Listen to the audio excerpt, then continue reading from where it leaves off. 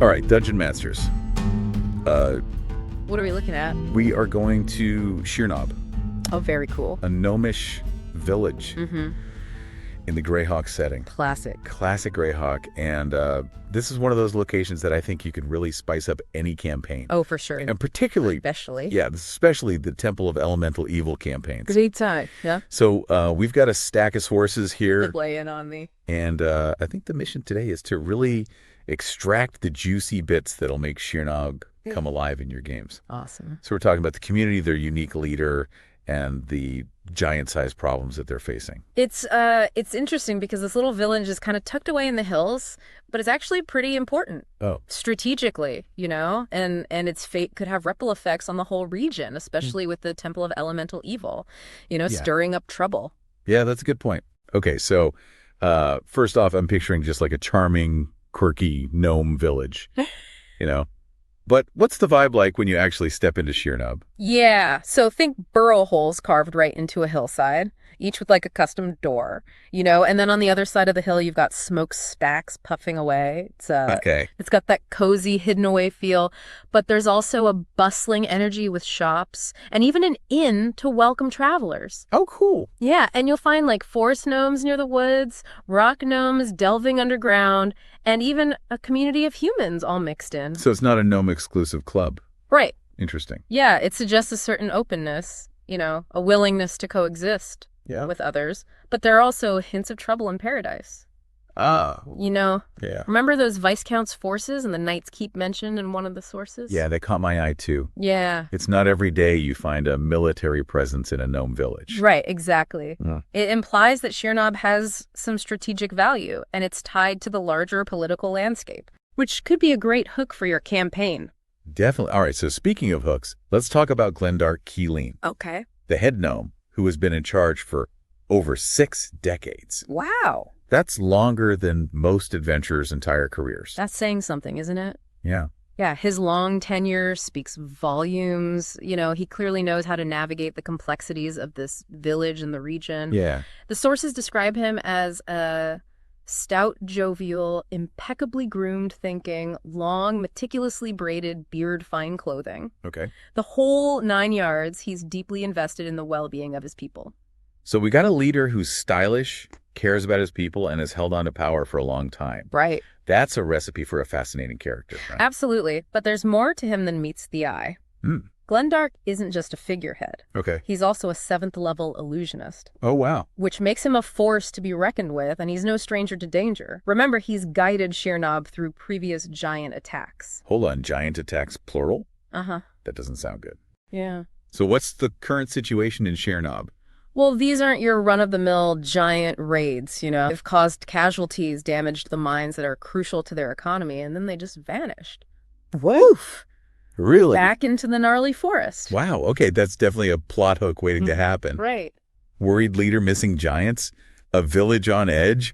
You can practically smell the adventure brewing. You can, and don't forget the added tension with Verbobonk, Oh, right, yeah. The Viscount has pulled his troops and relations have soured. Interesting. The why behind all this is unclear, but it adds a whole new layer of complexity. Dungeon Masters, you could have a field day with this. All right, so we've got a diverse, strategically important community led by a sharp, stylish, and magically gifted gnome. Sounds like a good time. But they're dealing with some serious problems, from vanishing giants to political fallout. It sounds like a powder keg just waiting to explode. But before we dive into all that trouble and how it might tie into your Temple of Elemental Evil campaigns, let's explore the heart of Sheernobb itself, the Moot Hall. Okay. It's more than just a building. It's a symbol of their history, their culture, and maybe even the key to understanding their current predicament. Ooh, I love a good mystery. Yeah. Let's take a closer look at this Moot Hall. All right. What makes it so special? So picture this. You're walking through these grand doors carved with this gnome proverb. Okay. It reads, Nite farkalu quolun verolu. I'm going to need a translation on that one.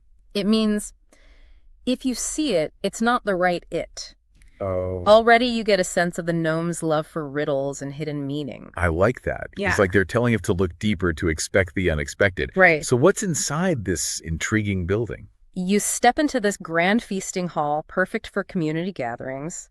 There's a foyer with gemstones just encased in glass, because what's a gnome village without a bit of sparkle? And you've got these enchanted paintings of past head gnomes that are said to wink at visitors. Okay, that's both charming and a little creepy. A little bit of both. Yeah. But I have a feeling there's even more to this mood hall. Oh, there's got to be more. Come on. You bet beneath all this grandeur lies a hidden temple to the priceless gem. Hold on, a secret temple? You're really speaking my language now. Yeah. This is perfect for a campaign. Yeah. What can you tell us about it? It's dedicated to the gnome pantheon, particularly Garl Glittergold. Okay. God of gems, protection, and trickery. I like it. Yeah. The temple is described as opulent, with the domed ceiling gold nuggets, and at the center, an immense gem imbued with divine energy. Wow, I can already picture my players' faces when they stumble upon this. It's a dungeon master's dream mystery history, a direct link to the divine all in one place. And it all ties back to Sheernobb's character, their love of beauty, their craftsmanship, and their deep connection to the earth and its treasures. But remember, we're not just here to admire the scenery. Right. This is the Temple of Elemental Evil campaign we're talking about. Right. We need to figure out how all of this connects to the bigger picture. Yeah. So how do those giant raids, the political drama with Verbobonk and this secret temple potentially tie into the elemental chaos brewing in the region? That's the million gold piece question, isn't it? It is. We'll delve into those connections and explore how you can weave them into your campaign in part 2 of our deep dive. Welcome back, Dungeon Masters. We're picking up right where we left off in our deep dive into Sheernobb. Yeah, the charming yet troubled gnome village. Right. It's ripe for adventure, you know? It is. We got those pesky giants, political tensions, and a secret temple, all ingredients for a thrilling campaign. It's a recipe for disaster, right? But remember, this is the Temple of Elemental Evil campaign we're talking about. Right. So the question is, how do we weave these elements together to create something truly epic? Exactly. We need to connect those dots. So let's start with those vanishing giants. Oh. What could be behind their sudden disappearance? And how do we make them more than just mindless brutes for our players to bash? That's where the real fun begins. The sources don't explicitly link these giants to the Temple of Elemental Evil. But what if they were more than just raiders? Oh. What if they're pawns manipulated by the elemental cults? Ooh, I like that. Yeah. It adds a layer of complexity and danger. Uh-huh. And it wouldn't be the first time the cults have used unsuspecting creatures for their nefarious schemes. Imagine the giants infused with elemental power carrying out the cult's will. Yeah. It raises the stakes significantly. Definitely. This could even explain their sudden vanishing act. Right. Maybe they retreated to a hidden lair, warped by elemental magic, making them even harder to track. Yeah, and it gives your players a compelling mystery to solve. Why are the giants attacking? What are they searching for? Who's controlling them? Lots of good questions for the players to answer. Now let's talk about the political drama with Verbobonk. The Viscount has withdrawn his troops, leaving Sheernobb vulnerable. Could this be connected to the elemental cults as well? It's certainly possible. Maybe the Viscount is being manipulated and his advisors corrupted by the cults. Okay. Or perhaps he's been promised power in exchange for abandoning Sheernobb to its fate. Ooh, that's juicy. It adds a layer of moral ambiguity. Right? To the campaign. Do the players try to win back the Viscount's favor, knowing he might be a puppet of the cults? Yeah. Or do they forge alliances elsewhere, potentially with other gnome communities, or even with factions opposed to Verbobonk? Exactly. It creates opportunities for role-playing intrigue and difficult choices. Yeah. And it forces your players to think about the bigger picture, the political machinations behind the elemental threat. And remember, the choices they make could have long-lasting consequences, shaping the region's future and influencing the outcome of their fight against the Temple of Elemental Evil. Big time. Speaking of choices, let's not forget about Glendark. Oh, yeah. He's a 7th-level illusionist, remember? Right. That's a significant amount of magical power, especially for a gnome. It is. He's not just sitting around wringing his hands. How can dungeon masters use his unique abilities to spice up the campaign? Well, Glendark could become a valuable ally to the players. Imagine him crafting illusions to distract the giants, conceal the players' movements, or even create false trails to mislead their enemies. I like it. Or maybe he has knowledge of ancient defenses, magical wards, or hidden passages that could aid the players in their fight against the giants, or even the cults themselves. Exactly. He's a walking encyclopedia of gnome lore, and tactics don't underestimate his potential. Yeah, absolutely. Okay, so we've got a head gnome who's more than just a leader. He's a powerful mage who could be crucial to the player's success. Yes. Now, let's shift our focus to that secret temple. to the priceless gem. Okay. How can Dungeon Masters weave this into the campaign beyond just a cool location for a dungeon crawl? Ah, the hidden temple. It's more than just a treasure trove waiting to be looted. It's a source of power, both spiritual and potentially magical. Okay. And that immense gem at its heart. Who knows what secrets it holds? Right. It could be a source of guidance for the players, offering visions or prophecies.